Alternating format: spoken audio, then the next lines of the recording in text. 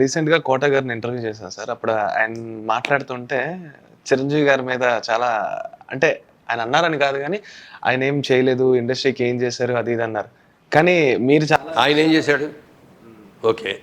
చిరంజీవి గారు చేయలేదు అని అన్నారు కోటగారు. మరి కోటగారు ఏం చేశారో చెప్పాలి కదా. కుడి చేత్తో చేసే సహాయం ఎడం చేతికి తెలియకూడదు, ఎడం చేతి చేసే కుడి చేతికి తెలియకూడదు.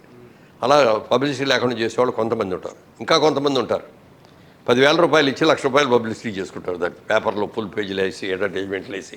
జీవ్ గారు అట్లా చెప్పకపోవడం కానీ చాలామందికి చాలా రకాలుగా చేశారు. ఇవాళకి కూడా ఈవెన్ టుడే.